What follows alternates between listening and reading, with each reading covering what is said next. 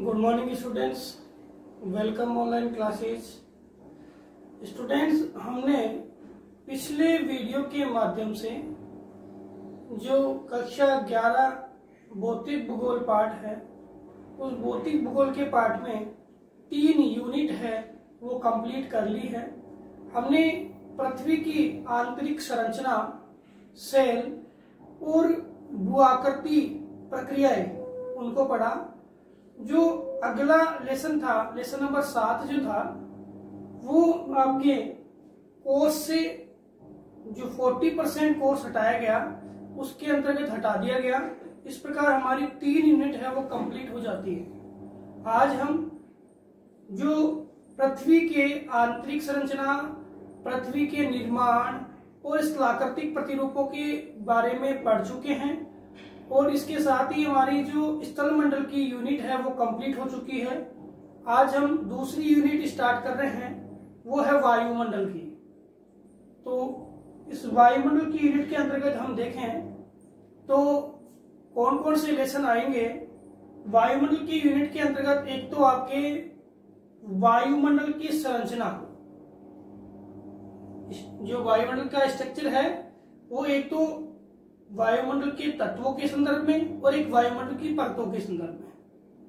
दूसरा, वायुमंडल में जो होने वाले परिवर्तन है, उन परिवर्तनों से संबंधित जो आपकी अभिक्रिया है वो आपके इस यूनिट में आएगी। इस यूनिट में एक लेसन जो है वो हटाया गया है, वो लेसन है आपका जलवायु, विश्व जलवायु।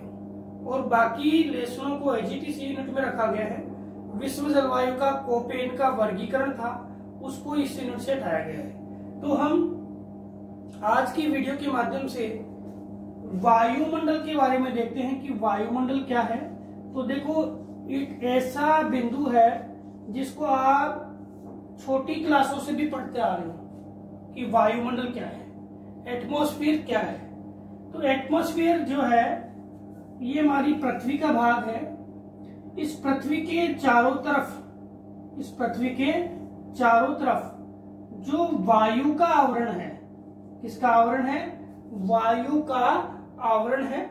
इस वायु के आवरण को हम क्या कहते हैं? वायुमंडल कहते हैं। क्या कहते हैं? वायुमंडल कहते हैं। और ये आवरण जो है अपना मुख्य रूप से देखें तो गुरुत्वाकर्षण बल के माध्यम से, कौन से बल के माध्यम से?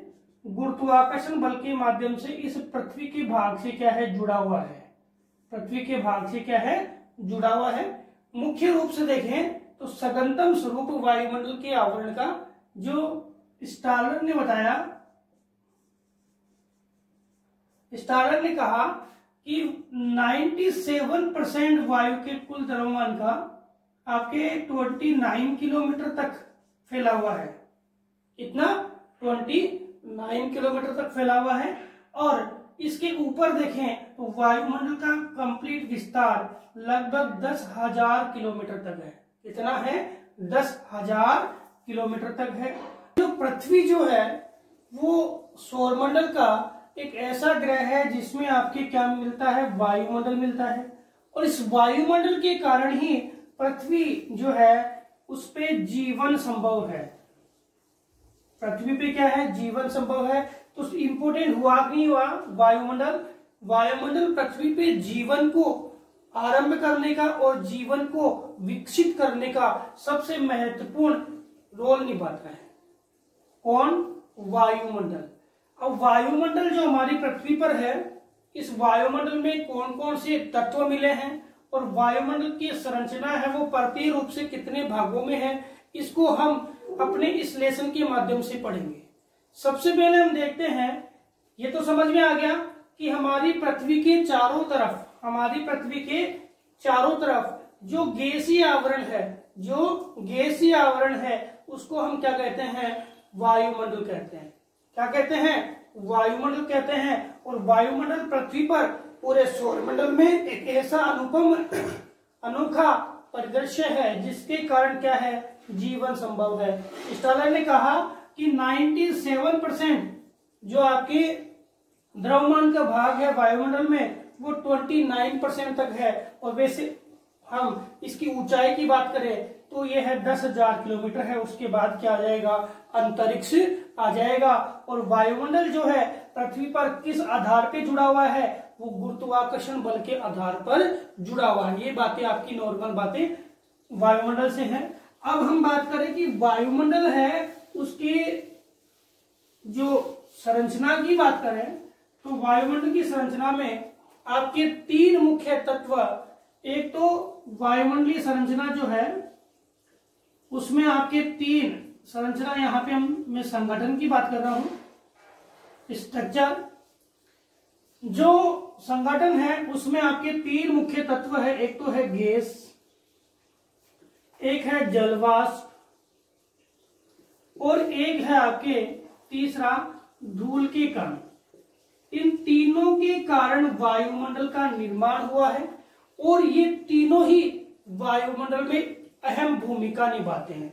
वायुमंडल में जो परिवर्तन हो रहा है उसके संदर्भ में भी अहम भूमिका निभा रहे हैं, साथ ही साथ जीवन को एक व्यवस्थित रूप देने में भी अपनी अहम भूमिका निभाते हैं। पृथ्वी पर ताप के सही रूप के लिए, पृथ्वी पर वर्षा के लिए, पृथ्वी पे जो वनस्पति है उनके उत्पादन के लिए और जो जीव जंतु है उनके विकास के लिए, सबके लिए कौन भूमिका निभा रहा है, वायुमंडल।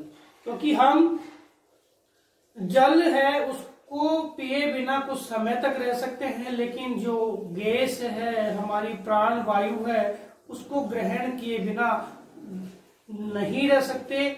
बहुत कम समय, मतलब कुछ मिनट तक हम ऐसा कर सकते हैं, लेकिन अगर हम ऐसा करेंगे तो क्या हो जाएगी, हमारा जो ये बोल सकते हैं मृत्यु, हमारी मृत्यु हो जाएगी। किसके कारण, हमारे गैसों के अभाव में हमारी क्या हो जाएगी, मृत्यु हो जाएगी। तो इन तीनों घटकों में सबसे पहले हम गैस के बारे में देखते हैं कि वायुमंडल है उसमें गैसों की क्या संकल्पना है। तो वायुमंडल में गैसों के अंतर्गत देखें तो मुख्यतया सबसे ज्यादा मात्रा में जो गैस है वो है नाइट्रोजन। कौन सी है, नाइट्रोजन।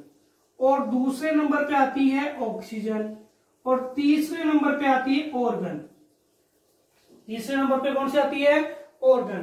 तो नाइट्रोजन जो गैस है, ऑक्सीजन गैस है, जो ऑर्गन गैस है, ये तीनों गैसें हैं वो वायुमंडल में लगभग 99% भाग पर है। कितने, लगभग 99% भाग पर है। जिसमें नाइट्रोजन की मात्रा देखें तो 78.08% तो कौन सी है, आपके नाइट्रोजन है। ऑक्सीजन की बात करें तो 20.9 जो है क्या है, ऑक्सीजन है। इसके बाद ऑर्गन की बात करें तो 0.93% क्या है, ऑर्गन है। ये 3 गैसें हैं वो पृथ्वी के अंदर आपके लगभग 29% भाग पर है, सॉरी 99% भाग पर है। इसके अतिरिक्त जो पृथ्वी पे गैसों की बात करें तो कार्बन डाइऑक्साइड, आपके मेथेन, आपके xenon, neon, krypton,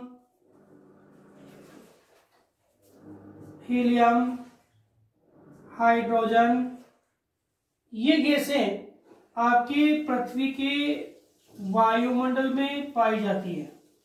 carbon dioxide है, आपके मेथेन है, जीनोन है, नियोन है, क्रिप्टॉन है, हीलियम और हाइड्रोजन, ये गैसें भी आपकी पृथ्वी के वायुमंडल में पाई जाती है। सबसे पहले हम नाइट्रोजन के बारे में देखते हैं कि जो नाइट्रोजन गैस है उसका क्या रोल है हमारे वायुमंडल में, और फिर ऑक्सीजन के बारे में देखेंगे। नाइट्रोजन गैस है वो वायुमंडल में सबसे ज्यादा मात्रा में आपको मिलेगी। सबसे ज्यादा मात्रा में कौन सी गैस मिलेगी, नाइट्रोजन मिलेगी। लेकिन नाइट्रोजन की बात करें तो ये कम सक्रिय गैस है। क्या है, कम सक्रिय गैस है। कौन सी गैस, नाइट्रोजन गैस है वो कम सक्रिय है। ये कम मात्रा में क्या करती है, दूसरे जो तत्व है उनके साथ अभिक्रिया करती है। लेकिन नाइट्रोजन जो है इसका सबसे महत्वपूर्ण योगदान है वो एमिनो एसिड बनाने में है। क्या बनाती है, एमिनो अम्ल। क्या बनाती है? एमिनो अम्ल बनाती है। और ये एमिनो अम्ल है वो क्या करता है? आपके प्रोटीन का निर्माण करता है। प्रोटीन का निर्माण करता है। प्रोटीन का निर्माण करता है कौन? एमिनो अम्ल। अब हम बात करें कि जो नाइट्रोजन गैस है ये वायुमंडल में है, वो तड़ित झंझा, बिजली की कड़कड़ाहट या बिजली की चमक इसके साथ वायुमंडल में निर्मुक्त होती है और वायुमंडल में आती है। और वायुमंडल में जो वर्षा जल है, इस वर्षा जल के साथ मिलकर के, वर्षा जल के साथ मिलकर के, और ये कहाँ जाती है? धरातल पर। धरातल पर आ गई। अब धरातल के अंदर देखें तो पृथ्वी के आंतरिक भाग में जो आपके राइजोबियम नामक जीवाणु है, राइजोबियम, ये राइजोबियम क्या करता है? इस नाइट्रोजन को नाइट्रेट में बदल देते हैं। किसमें? नाइट्रेट में। और नाइट्रोजन को हम सीधे ग्रहण नहीं करते हैं, पेड़ पौधे भी इसको सीधे ग्रहण नहीं करते हैं। किस रूप में करेंगे? नाइट्रेट के रूप में। और ये राइजोबियम है, ये नाइट्रिकारी जीवाणु है। क्या है? नाइट्रिकारी जीवाणु। कौन सा जीवाणु है? नाइट्रिकारी जीवाणु है। जो इस राइजोबियम को है वो नाइट्रिकारी जीवाणु बोलते हैं, जो क्या करेगा? नाइट्रोजन को नाइट्रेट में कन्वर्ट कर देगा। और इस नाइट्रेट को कौन? पेड़ पौधे ग्रहण करते हैं। और पेड़ जो जड़ ग्रंथियां होती है उन, जैसे आपकी चना है और अन्य मूंगफलियां वगैरह है, उनकी जो जड़ें हैं उनमें आपको नाइट्रेट मिल जाएगी। और बाद में इसको कौन खाता है? मनुष्य खाता है, जीव जंतु खाता है, उसमें चली जाएगी। अब जो भी ये क्या होंगे? मृत होंगे। तो अपघटन क्रिया के माध्यम से जो डीनाइट्रिकारी जीवाणु होते हैं वो क्या करते हैं? पुनः इसको नाइट्रेट को नाइट्रोजन में कन्वर्ट कर देते हैं और एक चक्रीय रूप से नाइट्रोजन है वो वातावरण में चलती रहती है। दूसरी बात, जो नाइट्रोजन है और आपकी दूसरी गैस कौन सी है? ऑक्सीजन। ऑक्सीजन है 20.8%, 9% है, कई जगह आपको 20.8% मिलेगा। तो ये ऑक्सीजन है एक प्राण वायु के रूप में काम करती है, प्राण वायु। और दूसरी बात करें तो सक्रिय गैस है। ये विभिन्न तत्वों के साथ मिलकर के और क्या बना देती है? ऑक्साइड का निर्माण करती है। क्या करती है? ऑक्साइड का निर्माण करती है। और जो प्राणवायु के रूप में हम क्या करते हैं? इसको श्वसन के रूप में काम लेते हैं। ऑक्साइड का निर्माण ये करेगी। इसका निर्माण है वो किस प्रक्रिया के माध्यम से होता है? तो प्रकाश संश्लेषण प्रक्रिया। प्रकाश संश्लेषण के लिए हम देखें, सबसे पहली गैस जो वायुमंडल में आई थी वो गैस थी आपकी CO2। कौन सी आई थी? CO2 गैस आई थी। और प्रकाश संश्लेषण की क्रिया है वो CO2 जल और सूर्य के प्रकाश के कारण, सूर्य के प्रकाश की उपस्थिति में, और CO2 है और हाइड्रोजन है वो क्या, सॉरी जल है वो अभिक्रिया करते हैं और क्या बनाते हैं? ग्लूकोज शर्करा का निर्माण करते हैं। और ग्लूकोज शर्करा के निर्माण के बाद जैसे ही ग्लूकोज शर्करा का निर्माण होता है तो आपकी O2 है वो निर्मुक्त होती है। क्या होती है? O2 निर्मुक्त, यानी ऑक्सीजन है वो वायुमंडल में आ जाती है और फलस्वरूप किसका निर्माण होता है? ऑक्सीजन का निर्माण होता है। अब आपकी दो गैसें, एक तो हमने पढ़ी नाइट्रोजन और एक पढ़ी ऑक्सीजन। ये गैसें हैं वायुमंडल के निचले स्तर पे होती है। कहां पाई जाती है? निचले स्तर पे पाई जाती है। और ये दोनों ही गैसें कैसी है? आपकी स्थायी गैसें हैं, स्थिर गैसें हैं, स्थिर या स्थायी गैसें। प्रश्न आ गया, स्थिर गैसें या स्थायी गैसें जिनका आयतन बदलता नहीं है, जिनके आयतन में परिवर्तन नहीं होता है, वो गैसें कौन सी है? नाइट्रोजन और ऑक्सीजन। दो गैसें जिनके आयतन में बदलाव नहीं होता है। समझ में आ गया होगा? एक तो कौन सी? नाइट्रोजन और एक कौन सी? ऑक्सीजन। ऑक्सीजन है किसके रूप में प्रयोग होती है? प्राणवायु के रूप में। सक्रिय गैस है, ऑक्साइड बनाती है और काफी परिवर्तन करती है अन्य तत्वों के साथ मिलकर के। और नाइट्रोजन है वो कम सक्रिय है, केवल एमिनो अम्ल बनाती है, प्रोटीन्स का निर्माण करती है और यह बिजली की गड़गड़ाहट उसके माध्यम से वायुमंडल में आती है।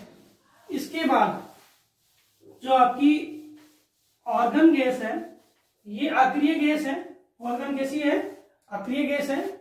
और ऑर्गन है बिजली के बल्ब में उपयोग की जाती है, बिजली के बल्ब और जो वेल्डिंग है, वेल्डिंग करते हैं, वेल्डिंग उपकरणों के अंदर ये प्रयोग की जाती है। कौन सी, ऑर्गन गैस। तो ऑर्गन गैस है वो अक्रिय गैस मानी जाती है। इसके बाद हम देखें ऑर्गन गैस के बाद CO2, जो CO2 है ये सबसे महत्वपूर्ण गैस है। क्यों है, क्योंकि वर्तमान में इस गैस के सांद्रण को कम करने के लिए पूरा विश्व क्या है, अभियानों को चला रहा है। कैसे है, क्योंकि ये परिवर्तनशील गैस है, परिवर्तनशील गैस है और ये अधिक ऊंचाई तक पाई जाती है। परिवर्तनशील गैस है, इसके आयतन में परिवर्तन होता रहता है। अब इसका क्या रोल है, तो इसका एक रोल तो हमने भी पढ़ा, प्रकाश संश्लेषण में इसका रोल है। किसके रूप में, प्रकाश संश्लेषण में। दूसरा रोल है कि इस कार्बनिक गैस की परत अगर वायुमंडल में आ जाती है तो सूर्य से आने वाली जो किरणें हैं जिन्हें हम लघु तरंग बोलते हैं, क्या बोलते हैं, लघु तरंग कहते हैं। तो सूर्य से आने वाली लघु तरंग जो है उसको तो ये आने देगी, कौन, CO2। CO2 लघु तरंगों को आने देगी और पृथ्वी का भाग क्या होगा, इस लघु तरंगों के माध्यम से गर्म हो जाएगा। लेकिन जो पृथ्वी की जो किरणें हैं जिन्हें हम जो लॉन्ग वेव्स बोलते हैं यानी दीर्घ तरंगे बोलते हैं, जो दीर्घ तरंगे हैं वो वायुमंडल को क्या करती है, गर्म करती है। वायुमंडल को क्या करती है, गर्म करती है। और वायुमंडल को गर्म करती है इन दीर्घ तरंगों को यह CO2 है वायुमंडल से बाहर जाने नहीं देती है। अब क्या होगा, जाने नहीं देगी तो वायुमंडल जो है वो क्या हो जाएगा, अत्यधिक गर्म हो जाएगा। और कौन सी क्रिया उत्पन्न होगी, भूमंडलीय तापन की क्रिया। इसके अलावा ये गैस है उसको हम ग्रीन हाउस गैस भी बोलते हैं। क्या बोलते हैं, ग्रीन हाउस गैस। इस गैस के कारण जो आपकी ओजोन है, ओजोन के सांद्रण में भी क्या आ रही है, कमी आ रही है। और परावैंगनी किरणें लगातार आ रही है और आपके जो दीर्घ तरंगे हैं वो जा नहीं पा रही है। इसके कारण से क्या होगा, इसका जो तापमान है, इसका आपके वायुमंडल का तापमान लगातार बढ़ रहा है। किसके कारण, CO2 के कारण। और यह विकट समस्या बन चुकी है। इस कारण से इसके सांद्रण को कम करने के लिए कई ऐसी अल्टरनेट क्रियाएं हैं वो खोजी जा रही है जो इसके सांद्रण को कम कर सके। इसके बाद अगली गैस है ओजोन गैस। कौन सी गैस, ओजोन गैस। देखो ओजोन गैस है, इसके बारे में हम सब लोग जानते हैं कि सूर्य से आने वाली परावैंगनी किरणों का अवशोषण ये गैस कर लेती है और पृथ्वी को अधिक ताप के कारण, पृथ्वी को अधिक ताप प्राप्त होने के कारण जो नुकसान हो सकता है उस वायुमंडल के नुकसान को क्या करती है, बचाती है। कौन, ओजोन गैस। ये ओजोन गैस कहां पर है, तो ये ओजोन गैस है उसकी लेयर आपके समताप मंडल में मिलती है। कहां मिलती है, समताप मंडल में। 20 किलोमीटर से आपके 35 किलोमीटर तक समताप मंडल के निचले स्तर में, जैसे 8 से 13 है आपके क्षोभमंडल है।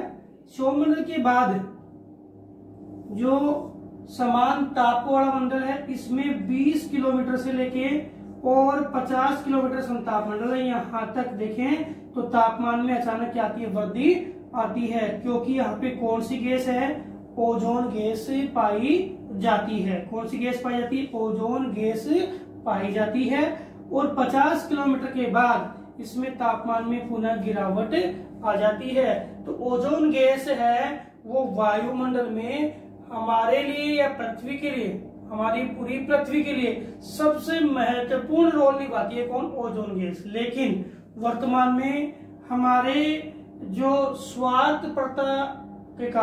हमारी स्वार्थपरता के कारण जो ग्रीन हाउस गैसेज है उनका अत्यधिक उत्सर्जन हम लोग कर रहे हैं, और ये ग्रीन हाउस गैसेज है वो क्या कर रही है?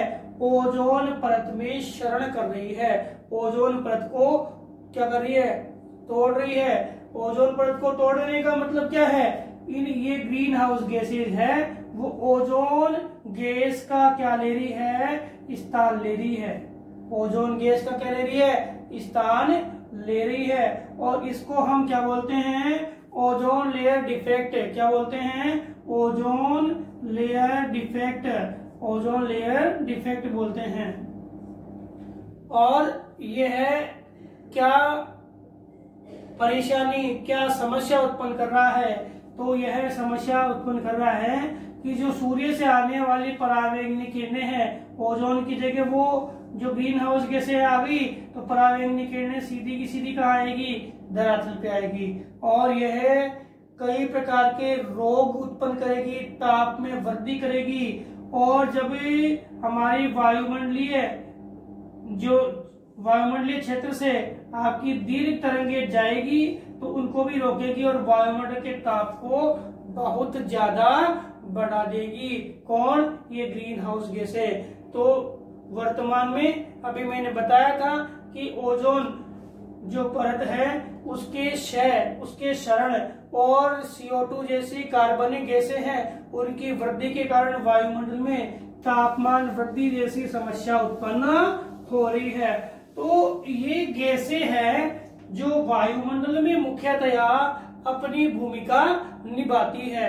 अगर ये सही भूमिका में रहे तो हमारा वायुमंडल है एक जो विकासात्मक वायुमंडल है उसकी भूमिका निभाता है।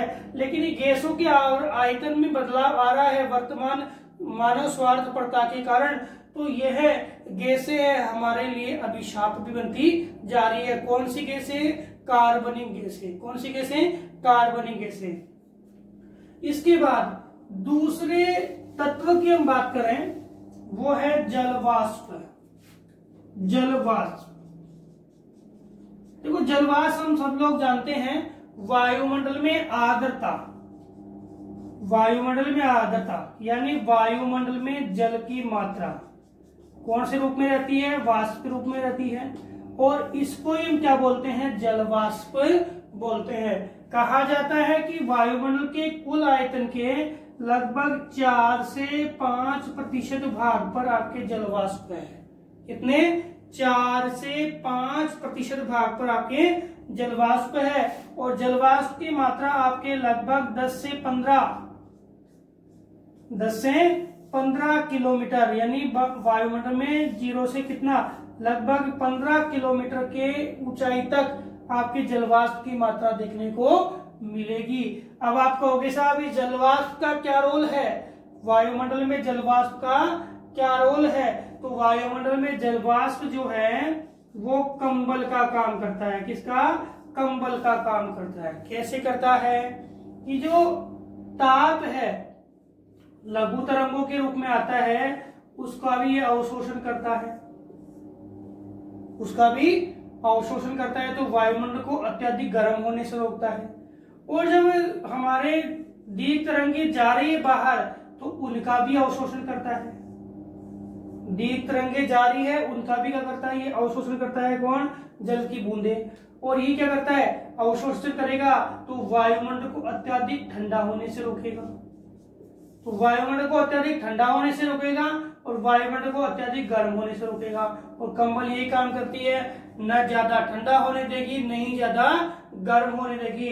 तो ये कंबल का काम है वो जलवाष्प करता है। अब आप बोलोगे कि वायुमंडल के विभिन्न क्षेत्रों में जलवायु अलग अलग है, वायुमंडल के विभिन्न क्षेत्रों में सूर्य ताप की मात्रा अलग अलग है, तो क्या जलवाष्प की मात्रा भी अलग अलग होती है क्या? तो बिल्कुल होती है। आपके भूमध्य रेखा के पास जो आर्द्र प्रदेश है वहां पे जलवाष्प की मात्रा कितनी? लगभग 4% तक पाई जाती है।